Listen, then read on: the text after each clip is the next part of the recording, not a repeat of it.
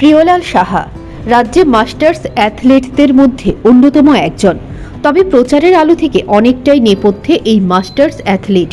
বয়সের ভারে প্রিয়লাল বাবু প্রচারের আলো থেকে পিছিয়ে থাকলেও মাঠের মধ্যে আজও অবিচল তিনি। প্রিয়লাল সাহার পরিচিতি রাজ্যে একজন মাস্টার্স অ্যাথলেট হিসেবে হলেও তার আরও কয়েকটি উল্লেখযোগ্য গুণ রয়েছে, যেগুলো হয়তো অনেকেই জানেন না রাজ্যে। প্রিয়লাল সাহা একজন স্বনামধন্য মার্শাল আর্ট ইভেন্টে স্পেশালিস্ট।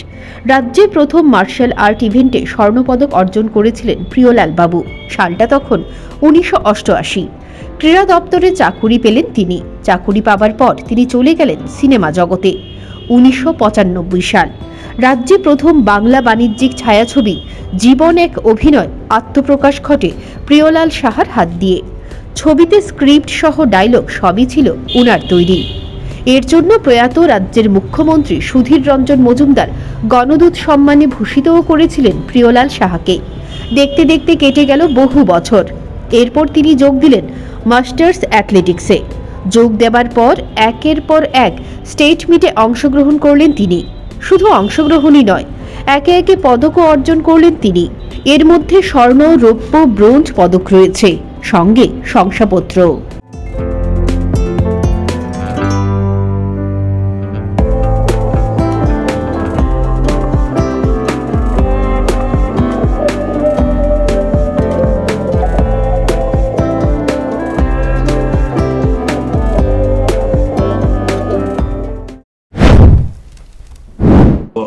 আমার শ্রদ্ধেয় শ্রী স্বপন সাহা মহাশয় বর্তমান ত্রিপুরা স্পোর্টস কাউন্সিলের জয়েন্ট সেক্রেটারি।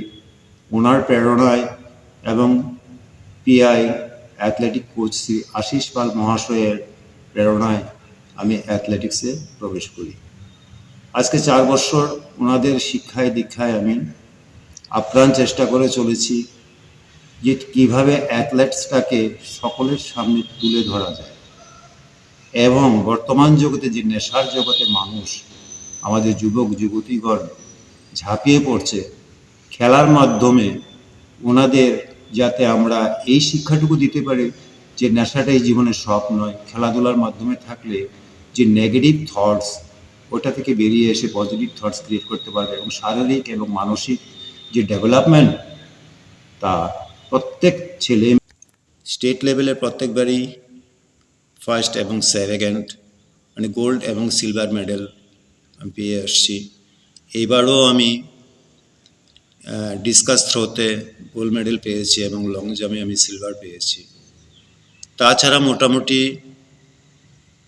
গত ন্যাশনাল মিটে আমি ব্রোঞ্জ পেয়েছি আমাদের যে এজ গ্রুপ, সেই এজ গ্রুপে।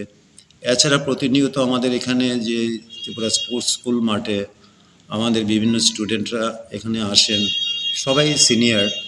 তো সিনিয়ররা যখনই আসেন আমরা যতটুকু পারি ততটুকু তাদের দেওয়া।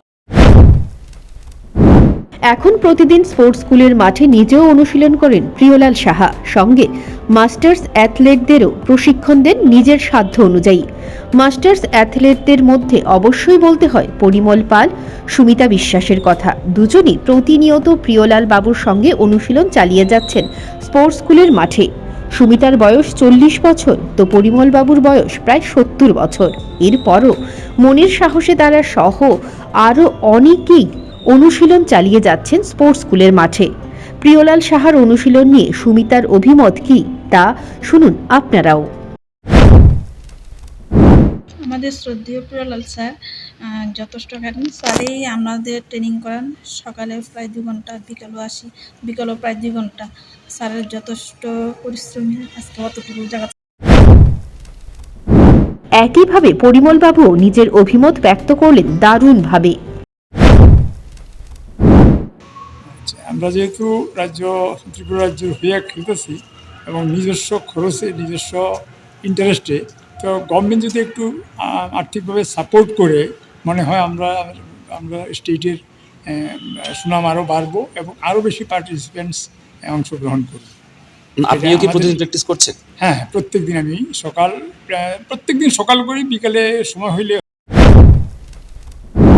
এই দুই মাস্টার্স অ্যাথলেট স্টেট মিটে অংশগ্রহণ করে বেশ সুনামের সঙ্গেই অর্জন করেছেন নিজস্ব ইভেন্টে পদক। তবে প্রিয়লাল সাহা এত কিছু করলেও প্রচারের আলো থেকে একদমই বঞ্চিত তিনি। তাই ওনার পাশে দাঁড়ালো নিউজ প্রাইম ত্রিপুরা। বাকিটা বিচার করার বিষয় দর্শক বন্ধু আপনাদের। Bureau report, news prime Tripura.